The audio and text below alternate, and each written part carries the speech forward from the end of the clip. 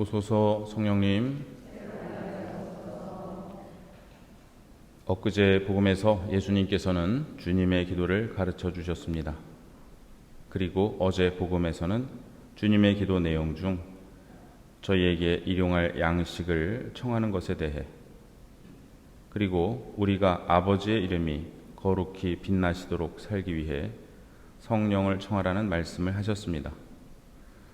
오늘은 아버지의 나라가 오시며와 관련한 말씀입니다. 최근 3일간의 말씀을 이렇게 주님의 기도와 연관하여 이해하면 예수님께서 말씀하시는 바를 좀 더 분명히 알아듣게 됩니다. 예수님께서는 주님의 기도에서 아버지의 나라가 오시며 라고 가르쳐 주셨습니다.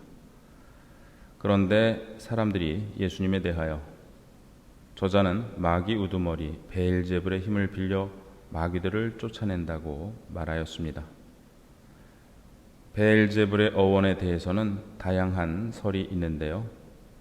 그중 하나는 높은 집의 주인이라는 뜻으로서 이교도의 신인 바알과 높은 거처를 뜻하는 제불이 합쳐진 것으로 보는 것입니다. 예수님께서 주님의 기도에서 가르쳐 주신 아버지의 나라는 히라버로 바실레이아수라고 하는데요. 당신의 나라 또는 당신의 다스리심입니다. 그런데 사람들은 하필이면 비슷한 높은 집의 주인이라는 뜻을 지닌 베엘제불의 힘을 예수님께서 빌리고 있다고 말합니다. 이는 예수님께 대한 모독이고 하느님께 대한 모독입니다. 결국 예수님께서는 어느 나라든지 스스로 갈라지면 망하고 집들도 다 무너집니다. 사탄도 스스로 갈라지면 어떻게 그 나라가 버티어내겠습니까? 라고 말씀하시는데 여기에 나라라는 단어가 2번 쓰였습니다. 2번 다 나라 또는 다스림으로 번역할 수 있습니다. 예수님은 아버지의 나라, 아버지의 다스리심, 당신의 나라를 선포하셨는데 사람들이 예수님께서 사탄의 나라, 사탄의 다스림을 선포한다고 매도하니 그 심정이 어떠하셨을까요? 예수님은 그 불경스러운 표현을 쓰지 않으시고 그 나라, 그의 다스림이라는 표현을 쓰십니다. 이어서 말씀하십니다. 그러나 내가 하느님의 손가락으로 마귀들을 쫓아내고 있으니 하느님의 나라는 이미 여러분에게 와 있습니다. 탈출기에서 하느님께서 이집트에서 모세를 통해 기적을 행하시자 파라오의 요술사들은 이것은 하느님의 손가락이 하신 일입니다 라고 말합니다.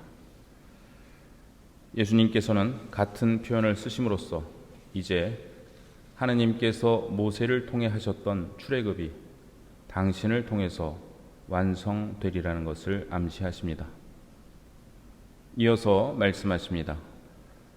더러운 영이 어떤 사람에게서 나가면 쉴 데를 찾아 메마른 곳에서 헤맵니다. 그러나 찾지 못하면 내가 나온 집으로 되돌아가야겠다 하고 말합니다. 그리고 가서 그 집이 말끔히 치워지고 정돈되어 있는 것을 발견합니다. 이에 그는 가서 자기보다 더 악한 다른 영들 7을 데리고 들어가 거기서 거처합니다. 그러니 그 사람의 말로는 처음보다 더 비참하게 됩니다. 우리의 영혼은 중립적인 상태에 있지 않습니다. 하느님의 소유가 되거나 다른 것의 소유가 됩니다. 더러운 영이 우리에게서 나갔을 때 하느님의 영이신 성령을 우리 안에 주인으로 모셔야 다른 영이 다시 들어와 우리의 주인 행세를 하지 못합니다. 하느님의 나라, 하느님의 다스리심이 그렇게 우리 안에서 시작됩니다. 지난 한가위 미사 때부터 줄곧 하느님께서는 말씀을 통하여 우리 영혼의 주인이 누구이신지를 묻고 계십니다. 한가위 미사 때는 자기 영혼의 주인을 몰라보고 더 큰 곳간을 짓기만 하려던 부자의 비유를 말씀하셨습니다. 어제 제1독서에서는 그들은 나의 것이 되리라, 내가 나서는 날에 그들은 나의 소유가 되리라고 말씀하시며 우리가 당신의 것이라 말씀해 주셨습니다. 그리고 오늘 복음에서는 우리 영혼의 주인으로 성령을 모시고 하나님의 다스리심을 세상 안에서 살아가라고 말씀하십니다. 오늘 제1독서인 요엘서는 이 땅의 모든 백성들을 주관하시는 하느님의 절대적 권위를 강조하며 누구에게나 성령을 보내주실 것을 약속하는 성경입니다. 비록 야훼의 날이 무섭게 다가오더라도 성령을 받은 이들은 그날을 두려워하지 않고 오히려 희망으로 기다리게 됩니다. 우리 모두는 성령을 받았습니다. 그 성령을 나의 주인으로 모시고 살아가는지 아니면 나의 본능과 주위의 유혹을 주인으로 모시고 살아가는지 우리가 오늘 살면서 대화할 때, 행동할 때, 크고 작은 선택을 할 때 스스로 물어야 하겠습니다.